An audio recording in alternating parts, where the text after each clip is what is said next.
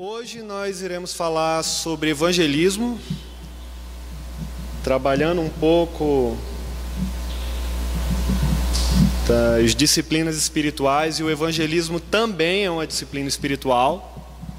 E hoje nós vamos estudar um pouco sobre evangelismo, evangelizar, evangelho.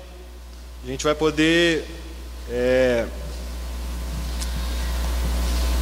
ver um pouco o que as Escrituras falam sobre essa grande comissão que foi compartilhada conosco, essa grande missão de falar sobre alguém tão precioso que mudou a história da humanidade, a história da vida de pessoas. Esse é o principal propósito. Quando falamos sobre o Evangelho, sobre evangelismo, começando no Velho Testamento e indo até o final do Novo Testamento, em toda a história nós vamos encontrar a pessoa de Cristo. E falando sobre o Evangelho, logicamente iremos falar sobre Cristo. Falando sobre o evangelismo, a prática, o Evangelho em prática, nós estaremos falando de Cristo. O evangelismo, é lógico, nós entendemos que é uma prática que todo cristão deve executar, amém? Todo mundo deve evangelizar, entendemos isso. A questão é que, infelizmente, nem todos nós evangelizamos, infelizmente. E não se trata de métodos de evangelismo, não se trata de técnicas que impeçam a gente de evangelizar, tá certo? Todo cristão deve evangelizar, certo? Todos nós devemos evangelizar. Antes de fazer uma pergunta, que é o que é evangelismo, eu quero fazer outra primeiro. O que é o Evangelho? O Evangelho, antes mesmo de Jesus Cristo, da pessoa de Cristo, quando ele fala para os seus discípulos: vão pelo mundo e preguem o Evangelho, ali não foi a primeira vez que se utilizou essa palavra evangelho. Na verdade, Jesus Cristo utilizou ela porque existia um contexto cultural que fazia com que todo mundo compreendesse o que ele estava querendo dizer, certo? A palavra evangelho era comumente utilizada nas guerras, por exemplo. Quando as nações saíam à guerra, os jovens deixavam suas famílias, até mesmo os pais de família, a esposa ficava em casa, os filhos ficavam aguardando notícias da guerra. E de repente passava um mês, 2 meses, semanas, e o rei enviava um mensageiro de volta à nação para trazer notícias sobre a guerra e sobre quem tinha morrido e quem não tinha morrido. Então as famílias aguardavam ansiosamente esse mensageiro. O ato de trazer o recado, tanto de vida ou de morte, se morreu ou continua vivo na guerra, esse ato de trazer a mensagem era chamado de evangelho. Ou seja, a pessoa que vinha trazer a mensagem, que tinha por interpretação também como o evangelho, esse ato, eles entendiam dessa forma, que o evangelho era boa notícia trazida pelo portador. Aí agora Jesus Cristo, ele está junto com os discípulos e ele está falando para as pessoas: vão pelo mundo e preguem o Evangelho. Vão pelo mundo e pregue a boa notícia. E qual é a boa notícia? Eu sou a boa notícia, eu sou o Evangelho. Eu quero que vocês falem para todo mundo, por onde vocês andarem, da boa notícia que sou eu. Fale da boa notícia que veio a essa terra e mudou completamente a história. Então, quando Jesus falou isso para os discípulos, eles entenderam na hora: Jesus Cristo é a boa notícia, e nós seremos aquele que leva a boa notícia a todas as pessoas. A boa mensagem sendo levada pelo portador, pelos discípulos, e não somente pelos discípulos, agora para nós também. Amém? Tudo bem, então se evangelho nós podemos entender que é a boa notícia trazida pelo portador, o que é evangelizar então? Evangelizar é justamente apresentar a Jesus Cristo a todos os pecadores, ou seja, é você falar daquele que é a maior e a melhor notícia que já ocorreu desde o início da criação da terra até os dias de hoje. Então, quando você fala para alguém sobre Jesus Cristo, você está falando o Evangelho, você está falando a melhor notícia que já pôde existir na história da humanidade. Isso é evangelizar, você falar de Jesus Cristo para as pessoas, você falar de Jesus Cristo para os pecadores, você compartilhar daquilo que lhe traz alegria, você falar daquilo que mudou a sua vida, a boa notícia que mudou a minha vida e mudou a sua vida também. Isso é evangelizar. Mateus, Marcos, Lucas, João e Atos vão falar sobre o Evangelho. A gente vai ver, por exemplo, aqui em Mateus, no capítulo 28, no versículo 19 ao 20, olha o que Jesus fala. Portanto, vão, façam discípulos de todas as nações, batizando em nome do Pai, do Filho e do Espírito Santo, ensinando-os a obedecer tudo aquilo que eu lhes ordenei, e eu estarei sempre com vocês até a consumação dos séculos. Marcos 16:15, vão pelo mundo, preguem o Evangelho a todas as pessoas. Aí os versículos continuam, quem crê e for batizado será salvo, quem não crê será condenado. Aí nós olhamos também, por exemplo, Lucas capítulo 24, versículo 47, que diz: e que em seu nome seria pregado o quê?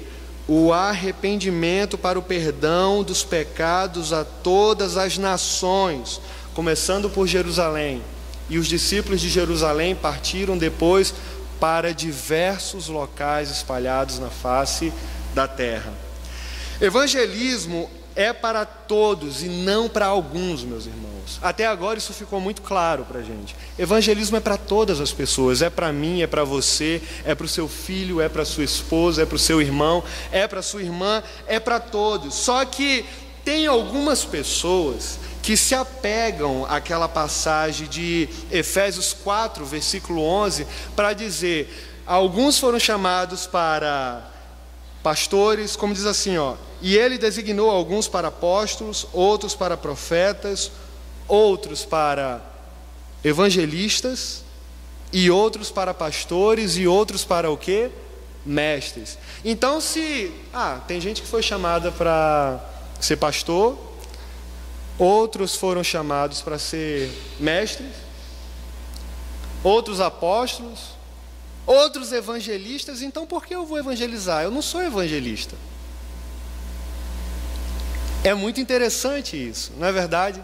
Algumas pessoas se agarram nessa justificativa bíblica, só que é uma compreensão errada. Isso aqui é muito importante, preste atenção nisso. Deus, Ele chamou alguns para serem evangelistas, isso é verdade, lógico. Como chamou alguns também para serem pastores e outros para serem mestres, sendo que, embora eu e você, a gente não seja um evangelista, nós não sejamos um evangelista, Deus, Ele chama todo o cristão para ser testemunha de Cristo. Eu sou testemunha de Cristo, você é testemunha de Cristo, embora você não seja um evangelista. Isso impede de você falar acerca dele, isso impede de você testemunhar acerca daquele que mudou a sua própria vida, isso impede de você falar para as pessoas o quanto ele é bom, o quanto ele tem poder para transformar a vida das pessoas, o quanto ele pode fazer, que é o mais importante, levar você para o céu, salvar a sua vida. Isso impede? Existe algum impedimento pelo fato de você não ter sido chamado para ser, por exemplo, um evangelista em tempo integral, digamos assim? De forma alguma. Só que é aí que está. Todo evangelista, ele é chamado para ser testemunha de Cristo. Lógico, porque todos nós somos.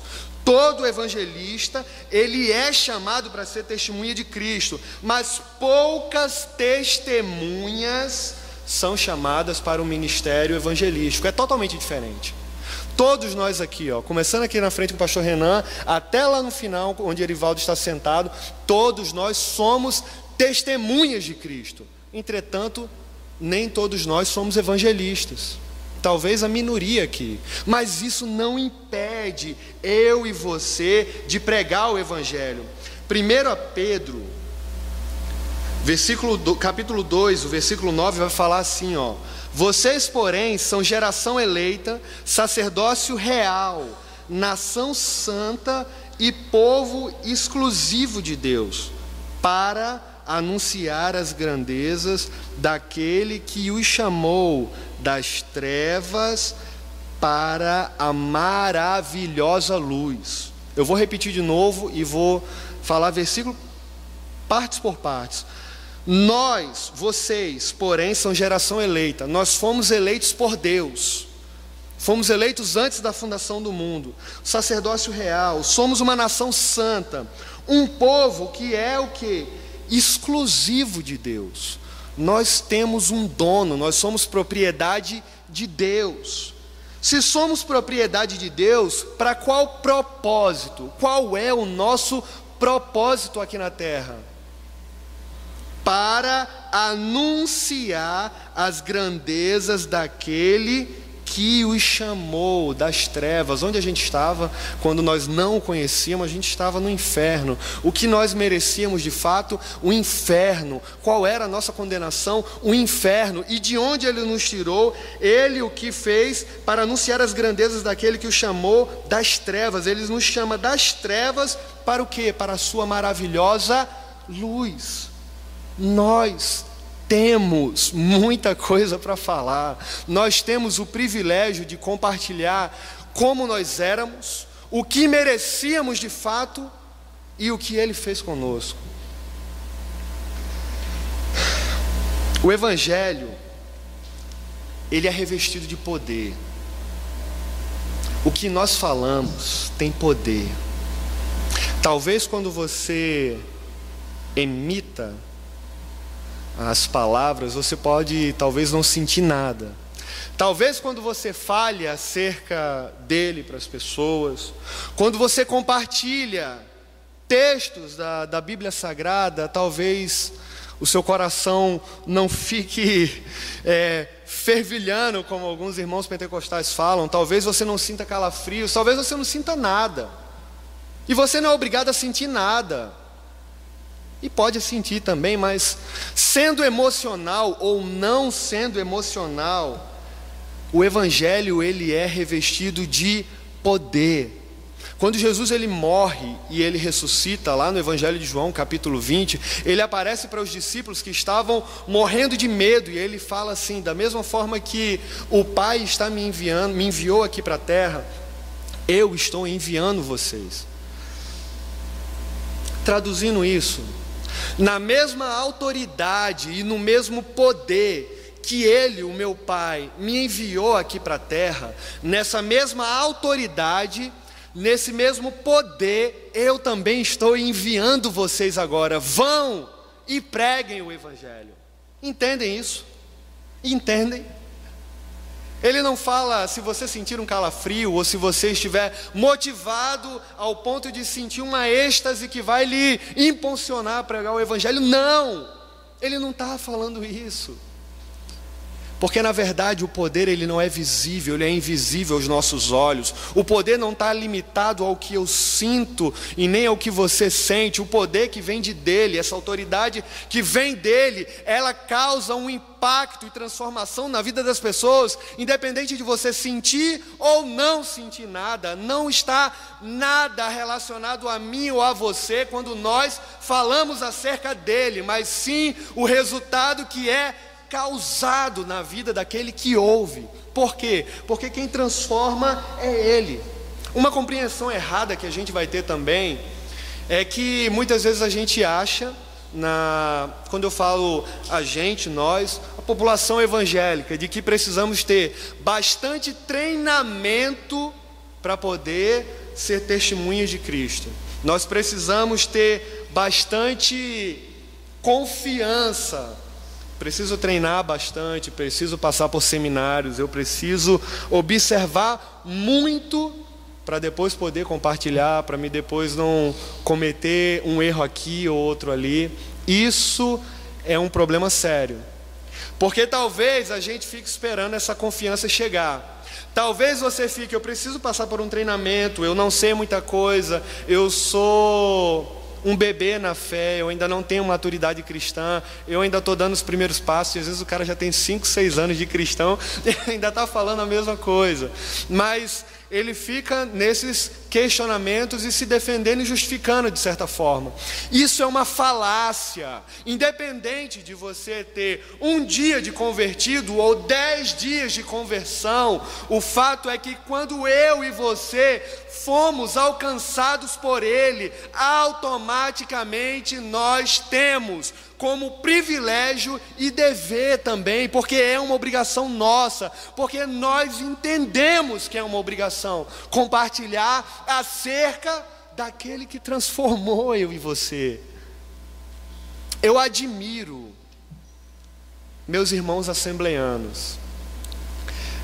Eu cresci num berço assembleano, porque minha mãe, meu pai já descansa no Senhor, mas meu pai era pastor assembleano, e uma coisa que eu preciso falar, que eu observei muito neles, e eu vejo até hoje, eles são alcançados pelo Evangelho, certo?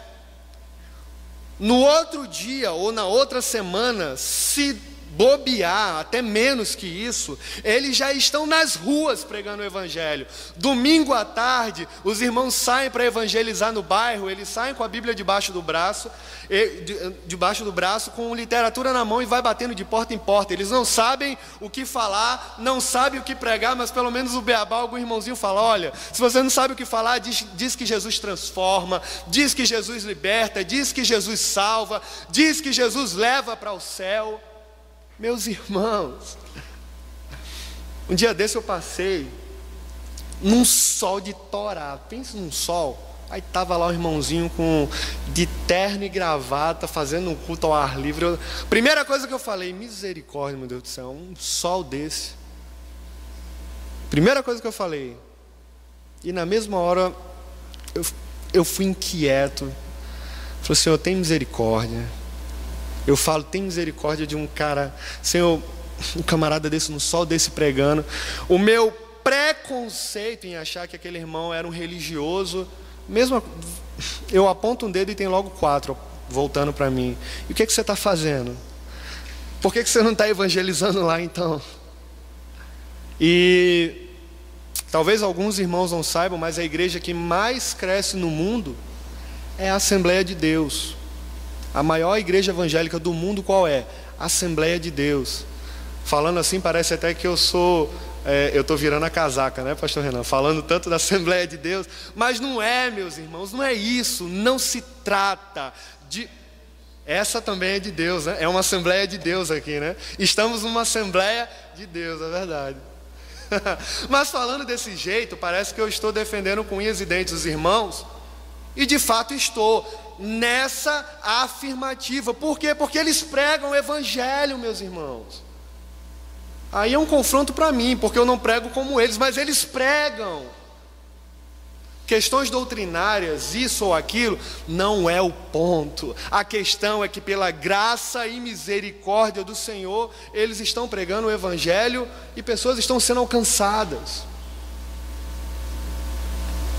Nós temos o privilégio de pregar, falar dele para as pessoas. Será que estamos fazendo isso?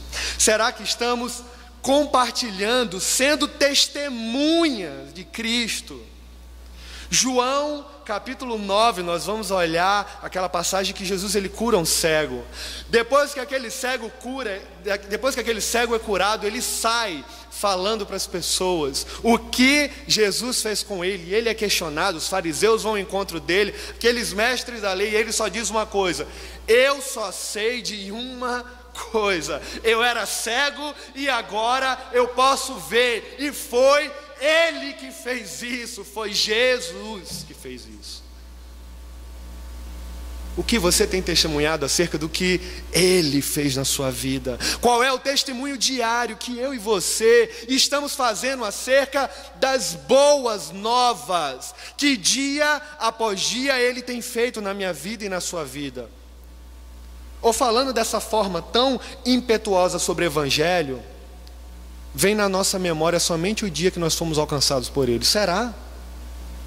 Será que na sua memória agora, passando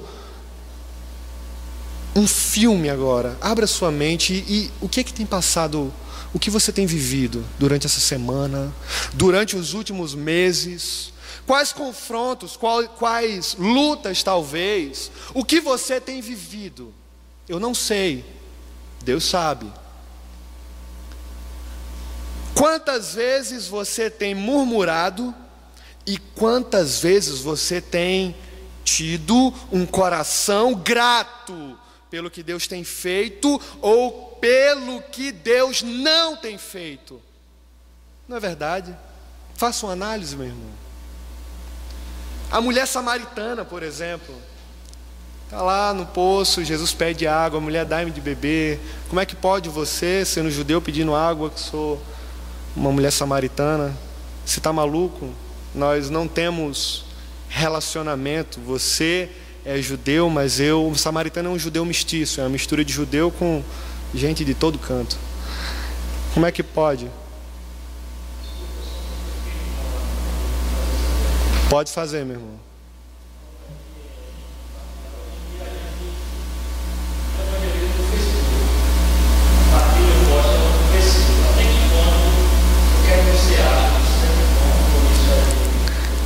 Rapaz, até que ponto isso é evangelismo e isso não é evangelismo?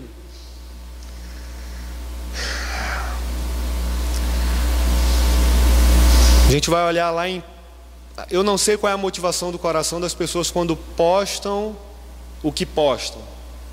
Isso me faz lembrar a passagem de Paulo lá em Filipenses capítulo 2, capítulo 1 ainda, acho que versículo 14 ou 15, quando ele está falando, está preso.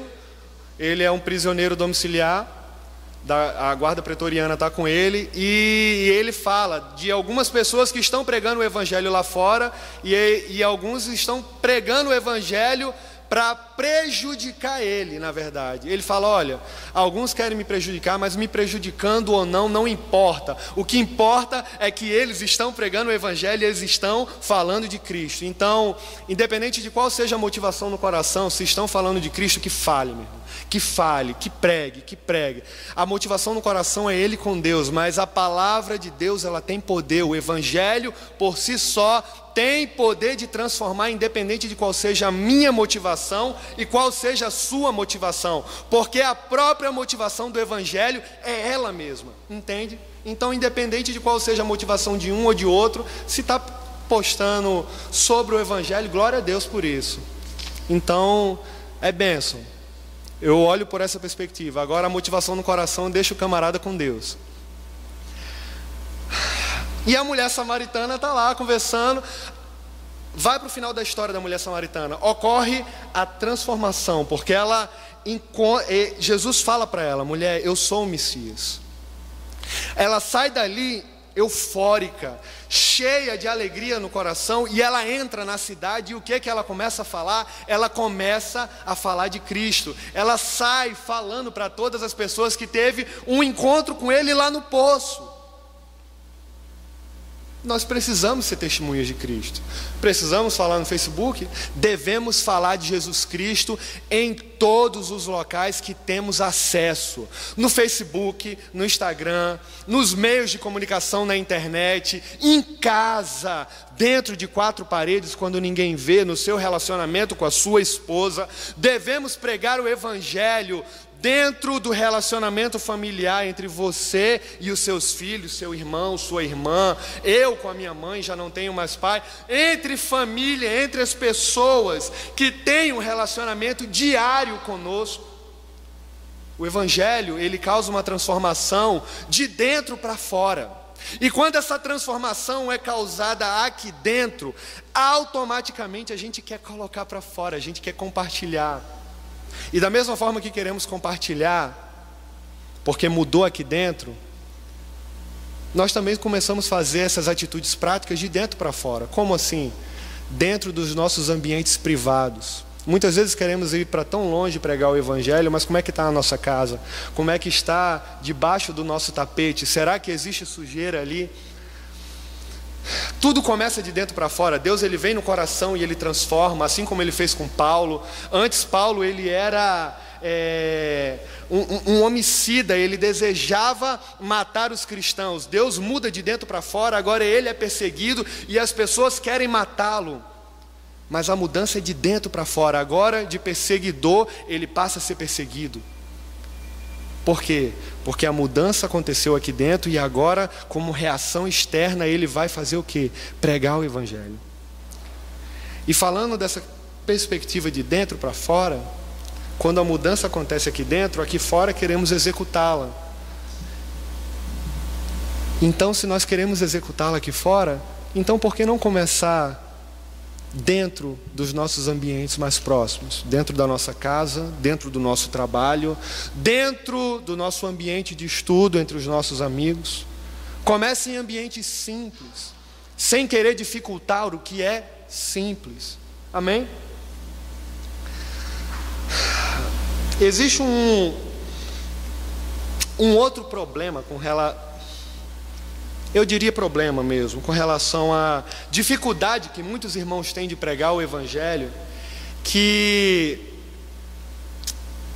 muitos irmãos veem muita seriedade em pregar o Evangelho, em ser testemunha de Cristo, em evangelizar. Por quê? Porque eles levam por uma perspectiva muito séria. Não era para ser assim, mas muitos irmãos fazem isso. E o que acontece? Eles evitam ser testemunha de Cristo, evitam evangelizar, porque eles não se sentem preparados para compartilhar sobre aquele que transformou a sua vida, porque eles acham que não tem base teológica, porque eles acham que se forem compartilhar, alguma coisa vai sair errada, e às vezes eles tentam, com todos esses bloqueios que eles mesmos, nós, vamos dizer assim, muitas vezes levantamos, não queremos, mas de repente quando nós vamos, às vezes acontece algum problema e ocorre o quê? Uma frustração. E por ocorrer essa frustração, ele se fecha e fala: eu não estou preparado para evangelizar. Porque as pessoas têm essa impressão como resultado. É aí que está o problema. Quem disse que nós precisamos ver resultados? Não precisamos ver resultados. É aí que está. Nós precisamos ser testemunhas. Nós precisamos falar daquele que transformou. A parábola do semeador. O semeador saiu para semear. A semente caiu numa terra rica e ela criou raiz, cresceu, caiu nos espinheiros. Não criou raiz, foi queimada pelo sol. Meus irmãos, não é nosso o trabalho, não é responsabilidade nossa o resultado da nossa ação, porque isso é Deus que faz. Nós fazemos a nossa parte em lançar a semente, mas quem faz com que ela vingue é o Senhor.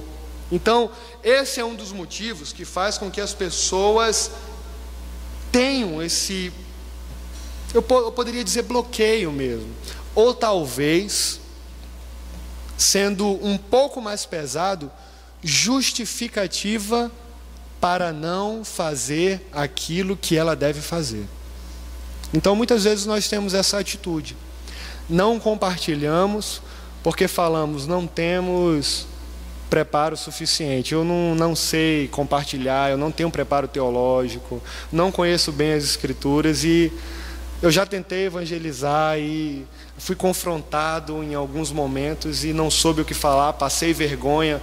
Meu irmão, minha irmã, no nome de Jesus, maior vergonha que aquele que me salvou e lhe salvou, lhe tirando da condenação eterna, morrendo naquela cruz miserável, desculpa falar dessa forma, aquela cruz desgraçada, onde eu e você deveríamos estar lá. Aquela era a maior vergonha que alguém poderia ter. Aquele era o pior tipo de morte que uma pessoa poderia sofrer naquela época, e ele morreu por amor, misericórdia, uma graça, um favor que eu e você não merecíamos, e ele quis compartilhar comigo e com você esse amor, morrendo por nós e nos salvando. Ali ele sofreu açoites, ali ele sofreu cuspes, ele sofreu muito por mim e por você. Você sabe o que é passar vergonha? O resultado não é nosso, é dele. O evangelismo, ele é uma disciplina. O evangelismo, ele é um estilo de vida. Nós já estamos encerrando. Hoje nós teremos um tempo um pouco maior de oração. Amém? Nas últimas quartas, geralmente temos somente 15, 10 minutos. Hoje nós teremos um tempo um pouco maior. É importante, meus irmãos, orar. É importante estar diante do Senhor, clamar pela ajuda dEle e a direção dEle, porque nós não sabemos como evangelizar, por exemplo. Muitas vezes não temos as palavras corretas na nossa boca. Muitas vezes não sabemos o que fazer em determinadas circunstâncias. E é Ele que nos direciona, porque quando nós colocamos a nossa dependência nele, Ele nos direciona para isso. Mas esse relacionamento entre dependência, clamar pela vontade dEle, pedir que Ele controle todas as áreas da nossa vida, se faz parte de um processo chamado oração. E para termos esse prazer de estar na presença dEle, precisamos de quê? Tempo. Então hoje o tempo vai ser um pouquinho maior. Amém? O evangelismo é uma disciplina. É um estilo de vida também. Independente do local, você tem que ser testemunha. Se você, no seu trabalho, já é testemunha de Jesus, compartilha acerca dele, glória a Deus por isso. Hoje, eu, o pastor Renan, Levi, os meninos, nós estávamos lá no Sebrae, jantando para poder retornar aqui para a igreja, ficamos direto, e encontramos um irmão da nossa igreja aqui, lá. E eu já vi ele fazer isso algumas vezes. E hoje, mais uma vez, né, pastor? Estava lá pregando o evangelho. Olha, essa fulano de tal, quando é que você vai na igreja de novo? Não sei o que, empolgado, com amor no coração, em tempo e em fora de tempo. Prega o evangelho, compartilha acerca daquele que mudou a sua vida. E eu já vi várias vezes ele fazendo isso. É um estilo de vida, porque a vida tomou conta de você. Então o estilo que você tem hoje é outro, porque a vida que você tem não é mais sua. O que você vive não é mais por você, é por causa dele. A sua vida não é mais sua, você não tem posse dela, ela tem um dono. E quando a gente entende isso criou raiz dentro do nosso coração, muda as nossas estruturas. Nós não conseguimos mais ficar calados. Em tempo, em fora de tempo, passa a ser um estilo de vida e compartilhamos em todo momento. Então pregue na escola, pregue no trabalho, pregue dentro da sua casa, para as pessoas que ainda não conhecem. Fale, seja testemunha. Não sei o que pregar, não sei o que falar, sabe? Você foi alcançado pelo evangelho, Jesus te salvou, você merecia o inferno e agora vai para o céu. Você já tem muita coisa para falar, não tem? Fale, fale, fale. Falando de pessoas na história da nossa Bíblia que tinham trabalhos normais e eles eram excelentes no que faziam, entretanto a glória, a presença de Deus era muito clara na vida deles. A gente vai olhar Daniel, por exemplo, um homem íntegro ao Senhor, 3 vezes ao dia entrava no seu quarto e se ajoelhava e orava ao Senhor dos céus, agradecendo, exaltando, adorando. Não encontraram uma falha sequer na vida de Daniel. Entretanto, descobriram que ele se prostrava e adorava ao Senhor 3 vezes ao dia. Foi o gancho que encontraram para poder incriminá-lo, mas na verdade, nas contas, sabemos o que acontece. Os leões não o comem, porque Deus o livra pela sua misericórdia, mas ele era um homem excelente em tudo que fazia, e temia ao Senhor, e a sua vida era um reflexo daquele que um dia o possuiu. Olhamos agora, por exemplo, a vida de José.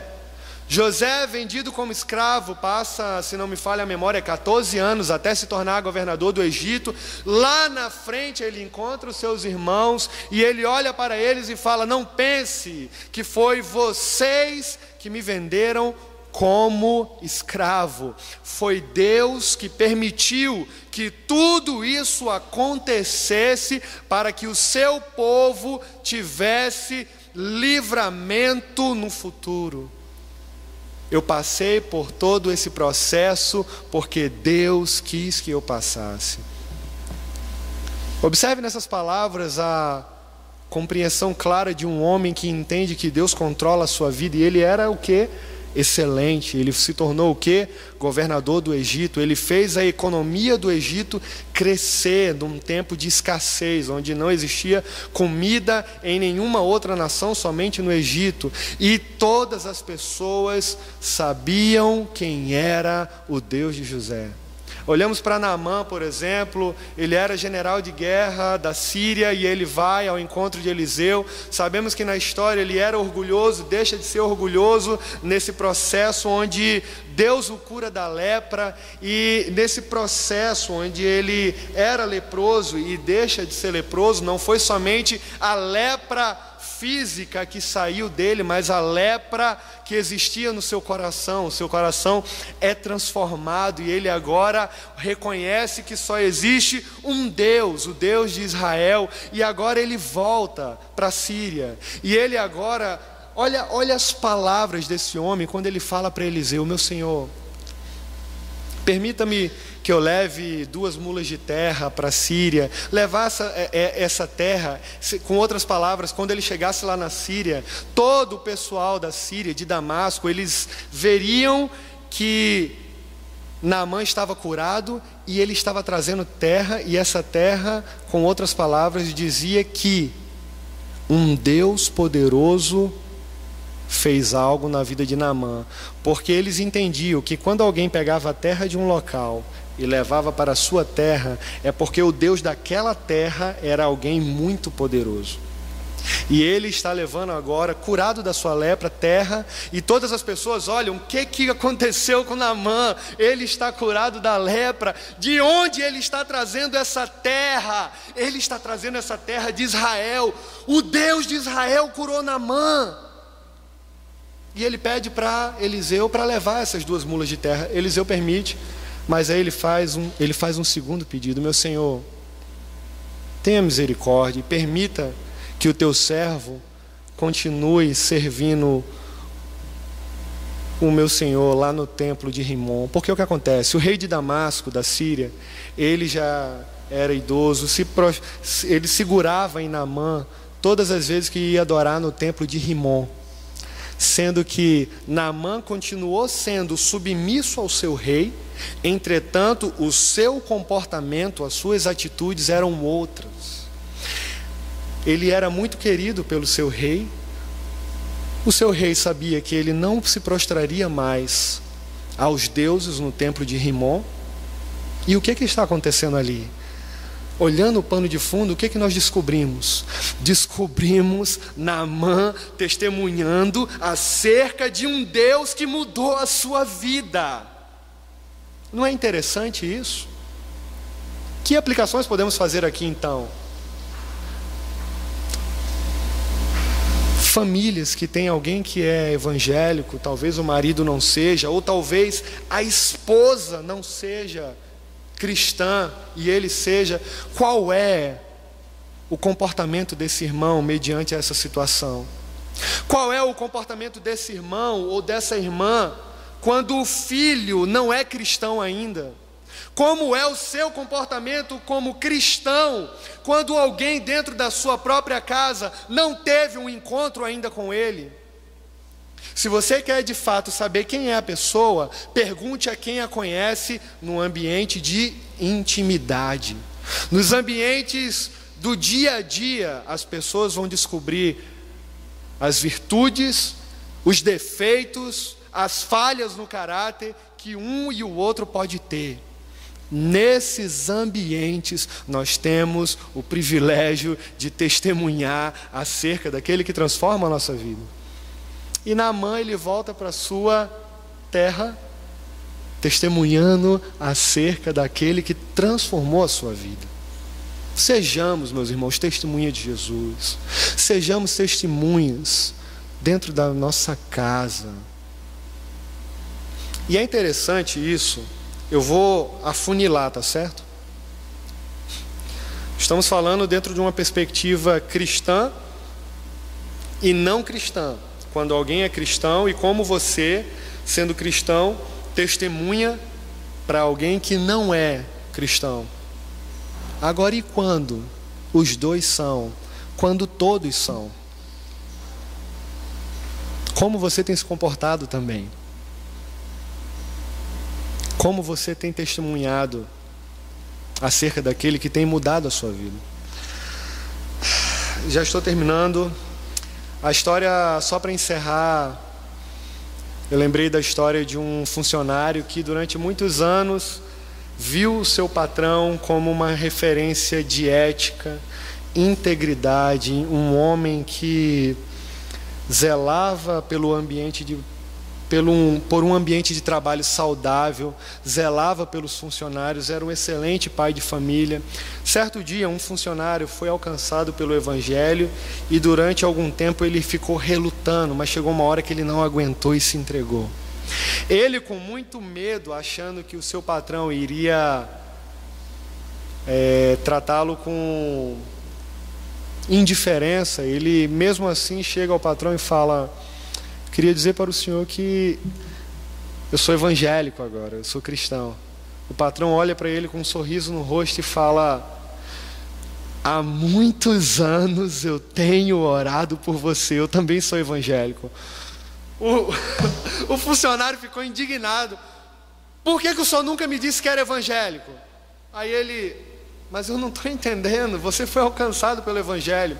Durante muitos anos eu evitei ser evangélico, porque eu olhava para a sua vida, eu via excelência em tudo que você faz. Eu vejo você como um pai de família excelente, um excelente marido, um excelente patrão. Tudo que você faz, você se dá bem, você é uma boa pessoa. E eu falava para mim mesmo: eu também posso ser igual a ele, sem ser cristão.